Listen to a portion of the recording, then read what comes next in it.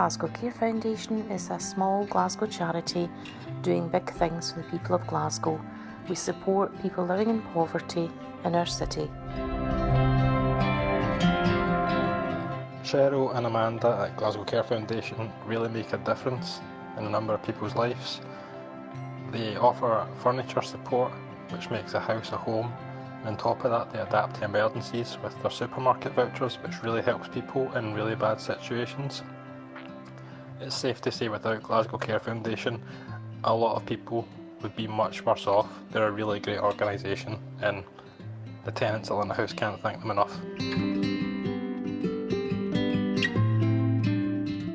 The Glasgow Care Foundation have been a lifeline by providing financial support to some vulnerable people I've been working with when no one else could provide this support.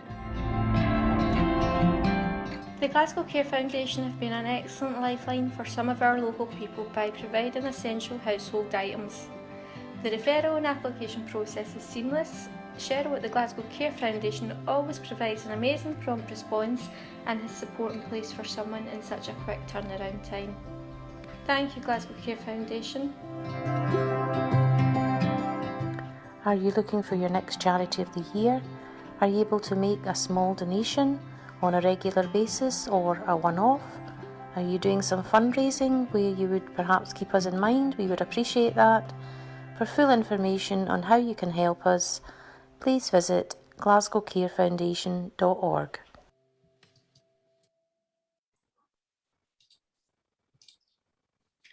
Good morning to everybody watching our first Glasgow Care Foundation live panel event. I'm Heather from Worm from Growth and delighted to be here with a group of panellists who I all know through networking, which is the theme of our event today. So I'll let everyone introduce themselves, but today's panel is all about the power of networking and how important that is to Glasgow Care Foundation. Everyone here, like I said, I have met through business networks, some through others, and I can vouch that it works. 3 out of 4 people here I work with regularly. No pressure, Lee. You can make it 4. So networking is so important. So before we start, first of all, thank you to Thomas Haywood for making and providing that video for Glasgow Care Foundation. So I'm just going to go around the table here, starting on my left and ask everyone to introduce themselves. So Lee, over to you. Thank you so much, Heather. It's a pleasure and a privilege to join you all this morning on your first GCF panel. My name, for everybody who's watching and listening today, is Lee Foster. I'm the owner of Revitalise Connecting People Limited. I'm also the founder of the Revitalise Business Club, and I launched Revitalise back in 2017 as a coffee and conversation networking event back at the Fenwick Hotel in Ayrshire.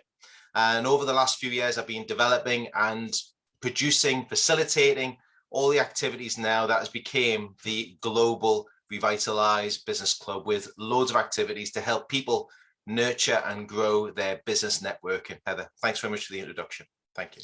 Thanks, Lee. Tracy? Thanks, Heather, and thanks, Heather and Elaine, for having me here. It's really nice to be part of your first event. My name is Tracy Scott. I am co-founder of a software company, XIX, and we provide software for opticians.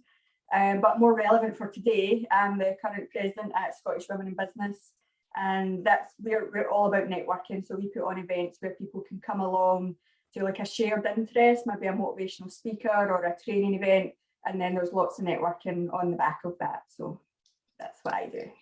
Thanks, Tracy. Laura? Hello everybody, and thanks, as the guy said, for having me on your first panel event. This is brilliant to be here. So my name's Laura MagInnes. I'm the founder of the Glasglow Girls Club and the GGC Business Club.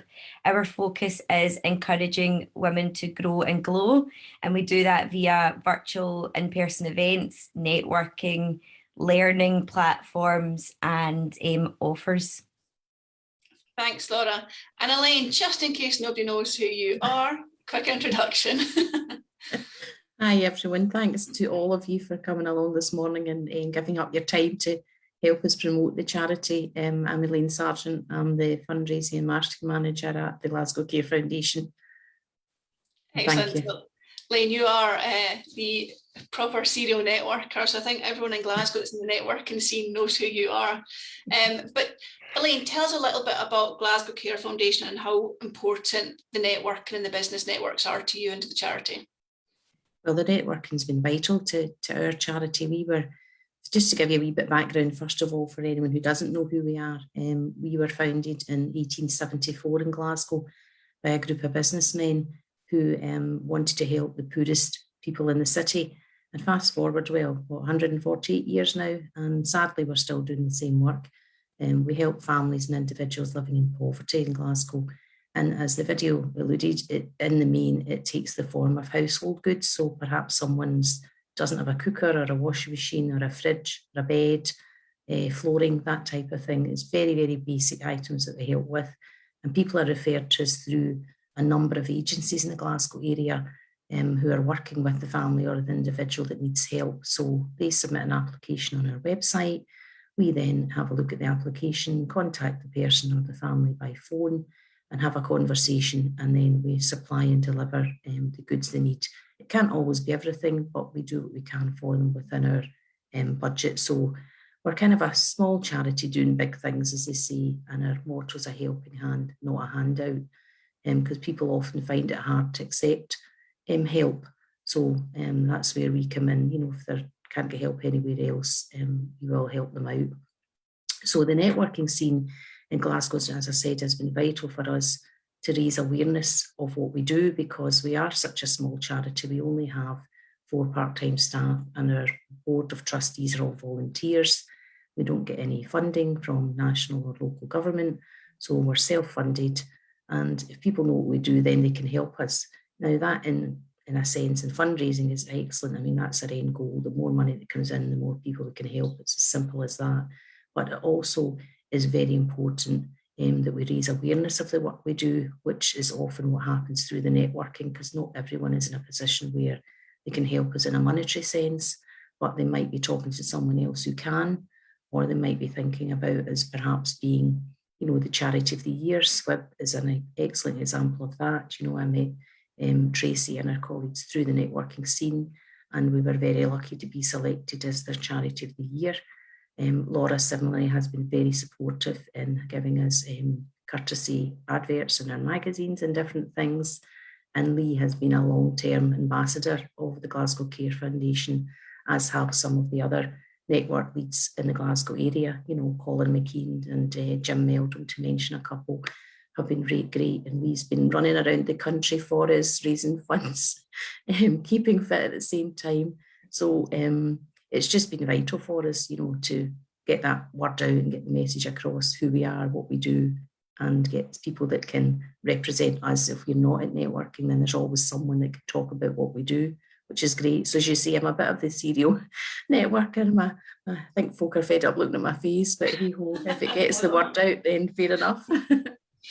Excellent. So yeah, it's true. I mean, I met Lee years ago now at, I can't remember where we met, but it'd been a networking event, maybe one of yours. I know where it was, because I've got a good memory that remembers it was in Browns, it was Speedy Meat. Ah, there you go. Another networking event. There you go. Networking event. So yeah. Yeah, I met Laura through networking, Tracy through SWIB, and then being on the committee, then met Elaine, and yeah, I think it just goes in circles. And that leads us on nicely to our next discussion point. So why are business networks, all your networks, why are they so important, particularly in today's world? And I suppose we can discuss maybe here as well, virtual versus online, and how everyone's kept it going. But Laura, I'll start with you. I think it's so important because I think as humans, we really do crave connection. And I think after lockdown and we, you know, real life communities were taken away from us even more so, we crave that connection community. So the GGC community started in 2017. And I always like the saying that community, when broken down, is common unity.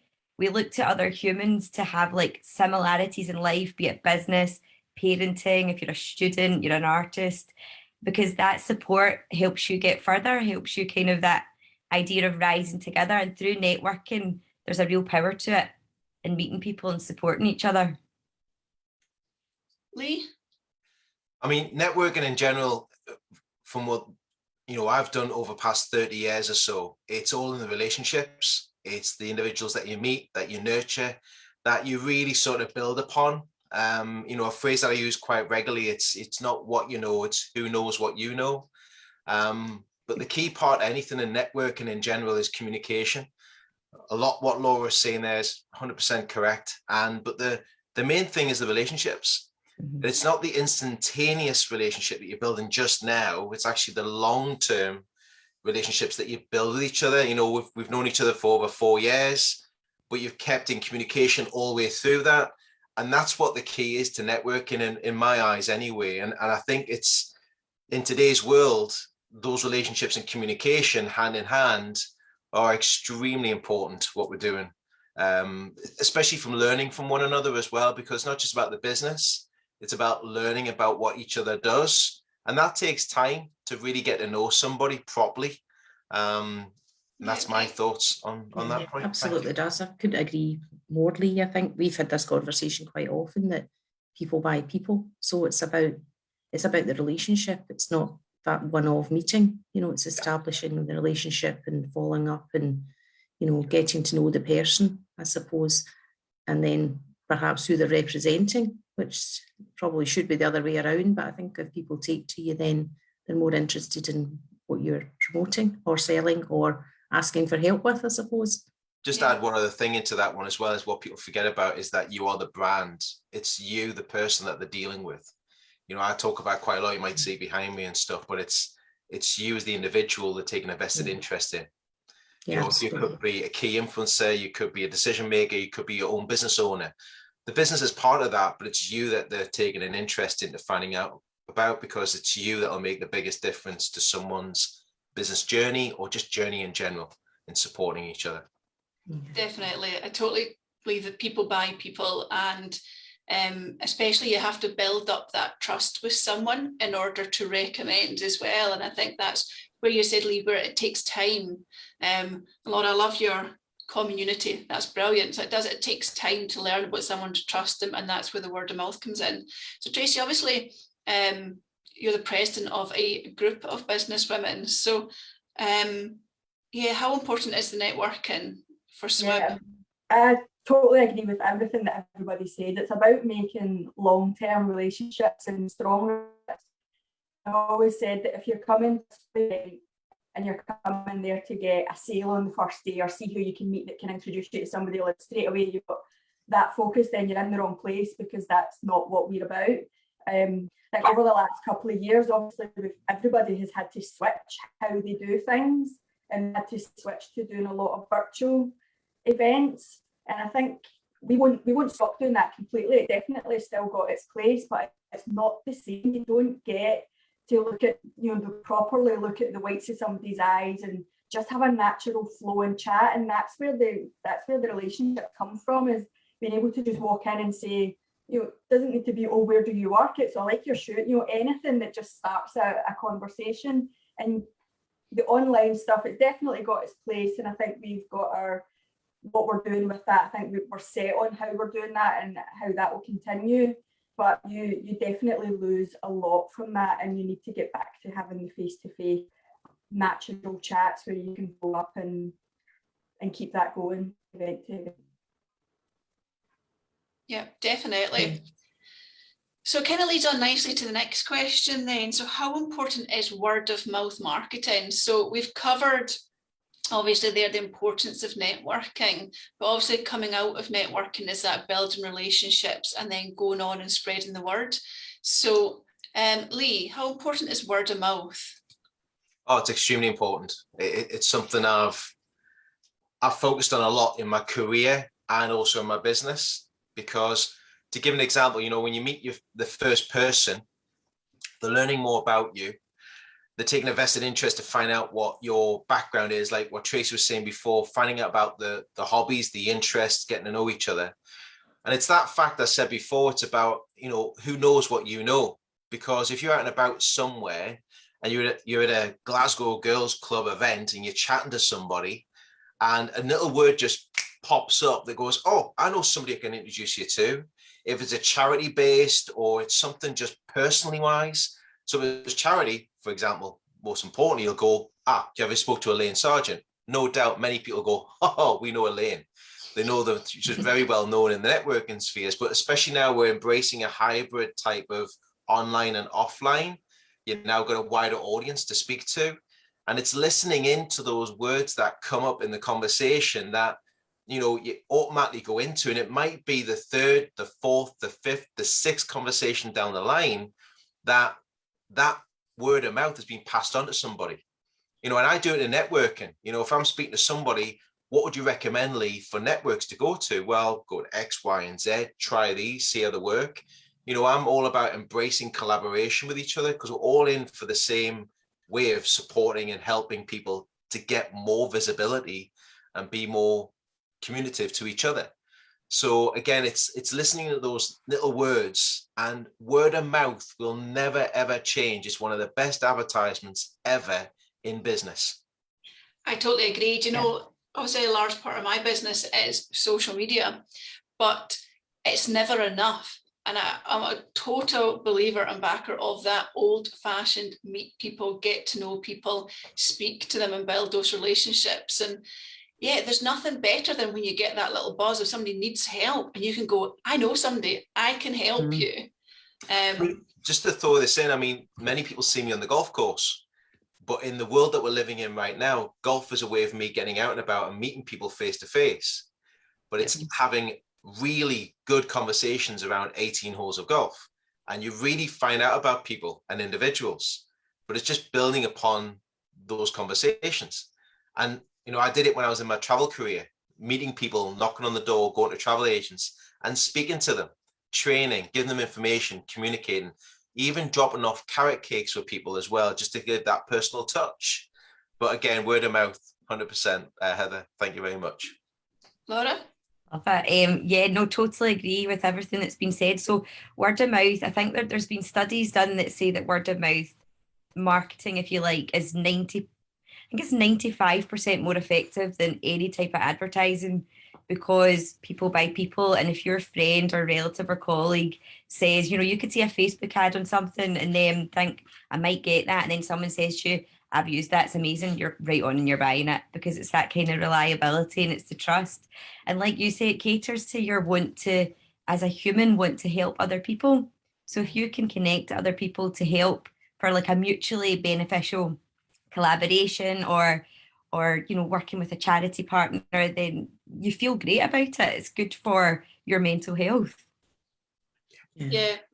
I think so as well. I would agree that with all of everything you've both said. And I think for us, one of the main things of meeting face to face is we're able to sort of share our stories firsthand of actual families and individuals with help. Now, obviously, we don't ever divulge the person or the family, but we can give an example of, you know, who we've helped and how we've helped them, and perhaps a wee bit about the circumstance behind it. And I think that's what makes it real for people, makes them want to help us, because there's that transparency there that, you know, we can tell you where your money's going. You know, we can tell you who you're helping if you're able to support us. I think that's quite important as well. Whereas I don't think that really you can ever get from, you know, printed materials or, you know, a social media post you read or something like that. I think to hear that firsthand is kind of what hits home, I suppose. You know, and it's real life stuff, you know. Yeah. And I guess as well, the that word of mouth, actually, so you mentioned social media as well, it has that secondary position now, doesn't it, as well, where you can give your second, I suppose, word of mouth via social media, isn't it, as well? So every time you share something, or like I'll have to take a wee screenshot of, say, this event, and we can share it on social media. And again, it's word of mouth, but on platforms. And I think particularly with lockdown and the growth of social media and people being online as well, and everyone having to pivot so much as well, that you've got that other opportunity as well to add on to it. So while, like I said a moment ago, I'm all for you need more than just social media, it does have that added extra, doesn't it, of being able to share there as well. Well, it's definitely helped us grow our visibility. Heather, because we didn't have really social media probably even as long as probably 6-7 years ago. You know, we're although we're an old charity and we're around a lot, we've taken us a wee bit to get into more modern times. So over the recent years, certainly it's made a big difference to people knowing who we are and what we do. And that's just backed up then by any opportunities we have to talk to people in person, but that's not always possible, you know, and yeah. I suppose, you know, you can't be, there's loads and loads of networking event and they all have their place and they all have their different bonuses, but, you know, you can't always get round them all, unfortunately. So that's where I think the social media is great to keep the flag flying and the message across and to share different aspects of our work, which is fantastic. Yeah. I go to say before, sorry, it's about if you're out of sight, you're out of mind. Yeah, absolutely. You're not being seen regularly. And there's two words I want to share with everybody today is consistency and perseverance. There's two key words. And social media gives you that platform to do so. When you even just do it, you know, as I call it the RBC, it's a little bit of TLC, and it's just about a tag, like, and comment about what you're doing on a post. Tagging people into it is you're shining a light on those individuals in your social media. And I think it's extremely important. But yeah, out of sight, you're out of mind. Keep it consistent. Yeah. It's true. So Tracy's just dropped off there with her signal. She's just trying to get back in, but we'll just continue until Tracy comes back. So Laura, tell us how you heard about Glasgow Care Foundation, and was it through business networking? So I heard about Glasgow Care Foundation through yourself. So I guess, yeah, you can take that back to business networking because that's how you and I first connected. And I was really, really pleased to hear all about the Glasgow Care Foundation and everything you do. And then that led me to go onto the social media, find out more, as humans we naturally do, straight onto a website or a social media channel to find out more. And then I was able to connect with Elaine, which was lovely, and have Glasgow Care Foundation as one of our charity spotlight partners in the GGC Facebook group. So Elaine, you and I did an interview similar to this. We did. A recorded interview which went up on our YouTube channel, and also being able to include, you know, the things that you're doing and the kind of different communications that the GGC do. I think it's important for, I think Glasgow people are really good at it. Scottish people are really good at it. I think it's really key to support local charities doing great things because your city or the area, the county that you stay in just improves. Definitely. Lee?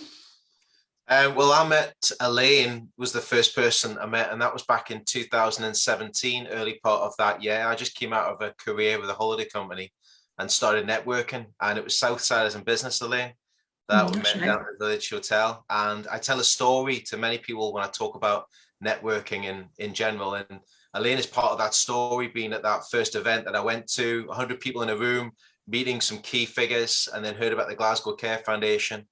And then Revitalise was launched. You know, we've done the sort of like Christmas lunches and what have you, but it was through networking, seeing at 29 studios. That was in Glasgow, going to Speedy Meets and all these other little networks, EEC, you know, when they were down at the Drygate, just seeing Elaine visibility quite regularly. And of course, over that time, the GCF has been a nominated charity to the Revitalise, connecting people really as a business and also the club for just over 4 years now. So, yeah. There we go. So it does work. Definitely. Okay, so Lee, tell us, how have you used your position in your organisation to help support the charity? Great question, Heather. Really great question. I mean, over the years, as Elaine mentioned previously, I've done some sporting activities over the years. So within my company, I wanted to make sure that the GCF, as a local charity, like Laura was saying before, it's a local based charity. And I was based around Glasgow to start with. So I positioned it as one of the nominated charities in the Revitalise Business Club from the start. So we've done Christmas lunches every year. When was face-to-face, that was at various different restaurants and hotels. I've done sporting charity raises for the Great Scottish Run, which I did a few years back. I'm doing it again next year. So I am in training again now, getting the legs in movement. It's been hard over the last week to get myself up to 5K again, running it completely, but I'm there. So it's getting there slowly but gradually. And also promoting it through, the Revitalise Business Club network community, people understanding what the Glasgow Care is all about. We just did the first in-person event in the 1st of September, where we did a percentage of the ticket price went to the Glasgow Care Foundation. I think it was £100 in vouchers provided just from absolutely. the day. It was great to get that. So for me, I'm always promoting the Glasgow Care Foundation where I can. I'm always sharing where I could possibly do it. And then within the club is trying to give visibility where we can at specific points through the year to really shine a light on what they do and how they help so many underprivileged children and families across the whole of Scotland, really. Yeah. Yes. We really appreciate it, Lee. It's been great, everything you've done for us.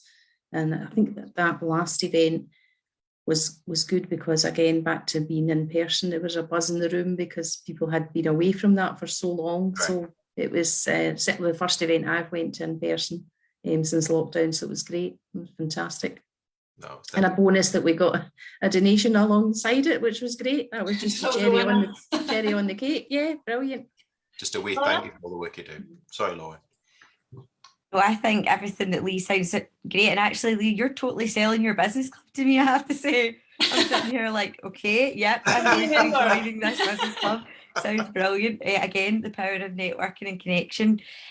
So yeah, just as I was saying before, connected with Elaine through you and was then able to, you and I actually sat last December, Heather, and the GGC Facebook group had grown to maybe about 25,000 women or something. And I was saying, it's such a big platform. I really want it to do good in the city and what can we actually do to shine a light on people that are out there helping others, because what they're doing is so commendable. And then you and I developed the charity spotlight opportunity. Every month we look at a different local charity and find out what they're doing and let the community know about it via our email, via the groups, and via our magazine publications. So it's key, I think, for everyone to do their bit. Like Lee was saying there, he does so much. So I think, if everybody's got that mindset, gets out there, meets people, meets heads of charity, goes out and meets Elaine, finds out about what other people are doing and just do their bit. Because like Lee said, it could be just a like on social media, it could be a share of their post, it could be a connecting them with someone not everybody's able to financially provide, but to being that cheerleader on social, shouting about what they do and telling people is sometimes just as powerful. Yeah, definitely. Absolutely. I think,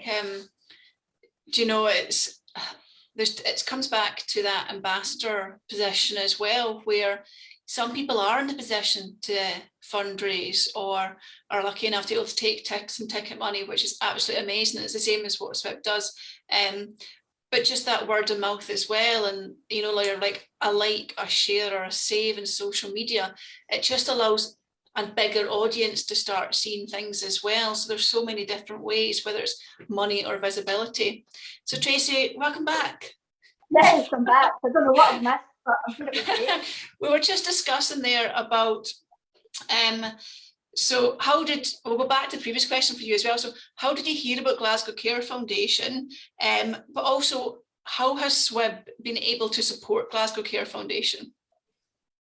Well, it's been a bit unusual, obviously, with the last couple of years, but I would have first heard of Glasgow Care Foundation through meeting Elaine at a SWIB event, probably before you became Charity of the Year, I would imagine. Like you say, you're a serial networker, so everybody knows you, so I'm sure that would have been the case, but it's a few years now. And then every year SWIB will have the membership will nominate people to be the Charity of the Year, so we just don't pull something out of a hat. So probably through Elaine's networking, because it would have been someone else that nominated them. Other people have nominated Glasgow Care Foundation to be the Charity of the Year for SWIB, which, that's a great testimonial to you, I think, and what you do, Elaine, as well as what the charity does. So that was back in 2019, and that should have lasted for a year. But the horrible thing that happened then happened. And it meant that the fundraising that we would normally do, we weren't able to do as much of it as we wanted. we take a portion of our ticket sales and that goes to Charity of the Year, and that normally equates to quite a decent amount of money, but obviously that was cut short. I think we only had a few months of that before it was cut, and we stopped charging for events obviously because they were online. We did manage to get in, I think, our Christmas raffle, which always brings in a decent amount of money, so that was good.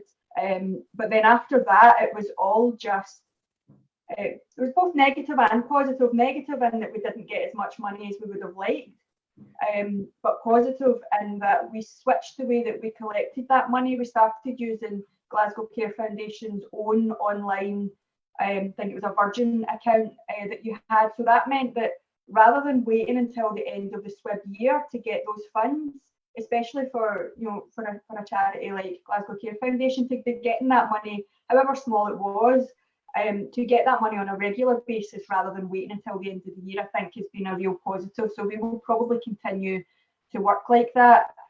And we obviously extended the Charity of the Year from being 1 year to 2. So that has now only just come to an end. I'm very sad to say that. And I think something that I would really like to say as well is just thank you to you, Elaine, because you're always offering to do stuff for us. What can I do to repay, and can I do an event? Can I talk for you? But there's always things that you're offering to do to pay back as well. And I think that's quite, in my experience, that's quite unique, just how focused you are on that. So that's been great. I think it's been a great relationship. I've thoroughly enjoyed it. I just wish that we could have done a lot more. But I think we've done the best of what we can, I think, in the time. Yeah, well, it's been fantastic, Tracy. I mean, you say that you maybe didn't raise as much money as you anticipated, but actually I think if we look back at all the different money that's come in, there's been at least a good couple of £1,000 came in. Yeah. So it's actually been quite substantial, even given the COVID circumstance. So, and I just feel, and from the point of view of, it goes back to this relationship and reciprocating, if people are putting themselves out there and raising money for us, then we need to step up and say, how can we help? Albeit we've got, a limited resource, we like to do as much as we possibly can, because that's a relationship and you have to work together. And if you don't collaborate, then, it doesn't really maybe work as well as it could. So that just kind of, I suppose, comes naturally to us to do that. But I appreciate you saying that I didn't realise it was unique. I just assumed that most charities would do that. So that's good to know. Everyone does, everyone gets involved, but I think just the level of involvement from you has been really refreshing. I've really enjoyed it, and I would recommend anybody to partner with you going forward. Thank you, much appreciated. Yeah, I'd second that. I think when we're sitting here discussing obviously the importance of Leo or Tracy, all your networking groups, it is important as well that obviously Elaine, as the charity, that you are seen to be out there too. And I think the fact that everyone knows who you are and enjoys working with you is so important and an asset to Glasgow Care Foundation. Oh, thank you. Appreciate it. If I can just add something else in as well, if you don't mind, because you've got Elaine who's regularly networking, regularly being visible, active and engaged within all of our associations and groups. What's also good about Elaine, I'm going to really shine a bit light on here for Elaine as well, is that she'll communicate to you if she can't make it. And then Alistair, the man who's about 7 foot tall, then comes along. You cannot miss him out without a doubt. I look like Frodo. He looks like Gandalf. He's literally that tall. But again, it's having that balance and that support structure and the help and advice that you give to people and wanting to give your time to people, Elaine. And that's what really makes the big difference with everybody. It's in the groups and associations from SWIB to the likes of Glasgow Girls Club and Revitalise Business Club. So between you and Alistair being involved into that, and now Heather communicating that is a consistent flow, hats off to you. It's absolutely superb the work that you're doing. Really well done. Thank you.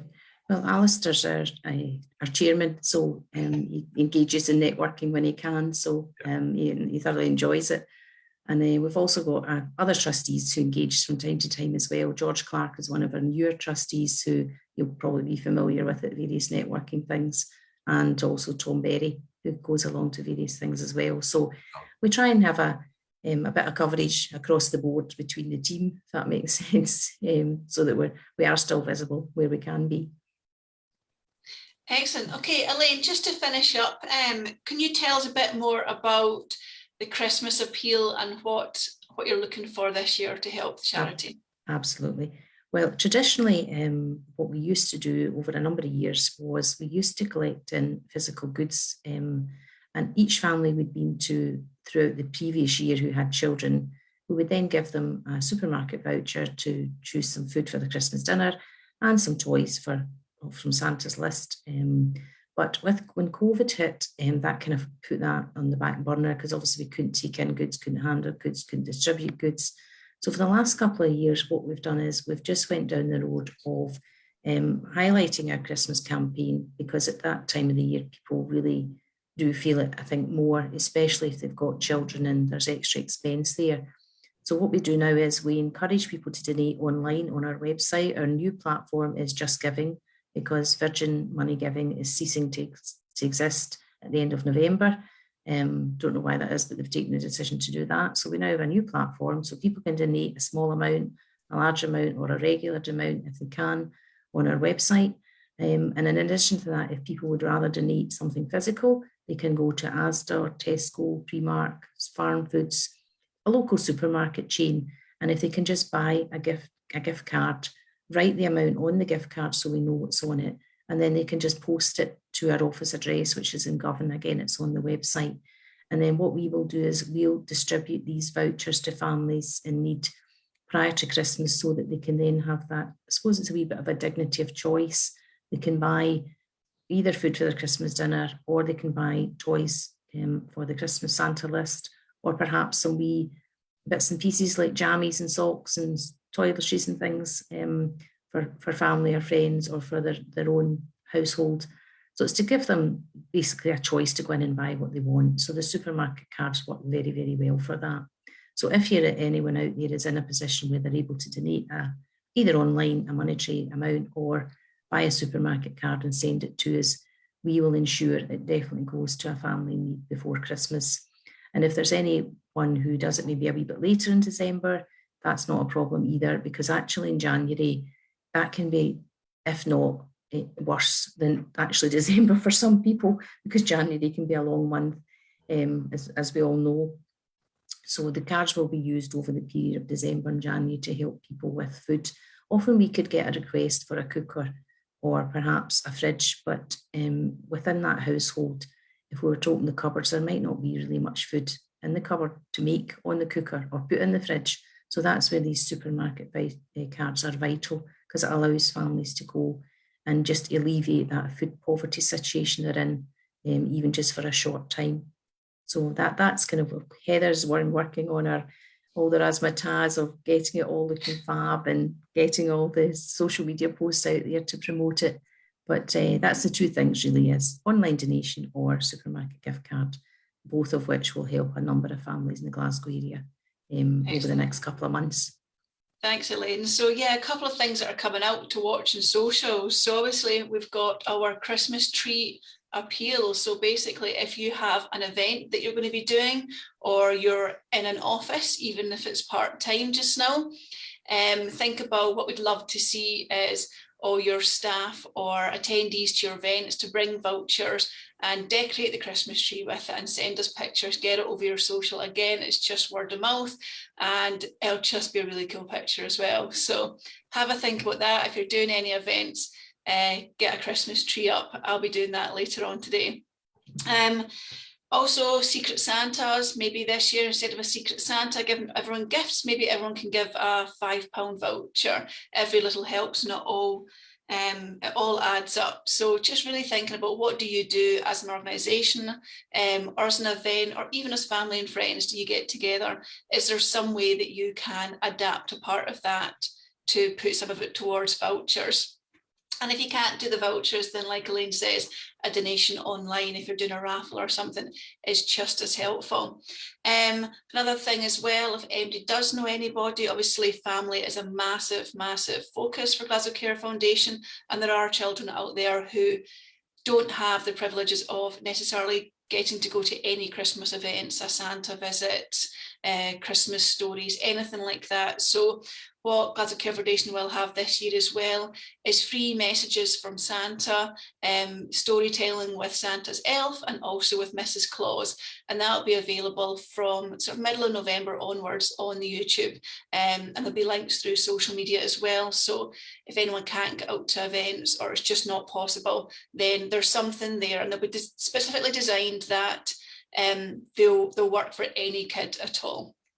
And they're, you know, we're being very careful with them as well. There's not that, oh, looking forward to lots of presents on Christmas Day. It's all about the spirit of Christmas as well. So they'll be good fun, and I have to say I'm enjoying getting those ones together and meeting Santa again. So I can guarantee they're quite magical. So yeah, thank you so much, everybody. Lee, Laura, Tracy, and obviously Elaine for taking part in the panel. It's been lovely to see you all again and to chat about networking. I think that everyone can agree across the panel that networking, word of mouth, and building those relationships are so important, and hopefully we can continue to do so.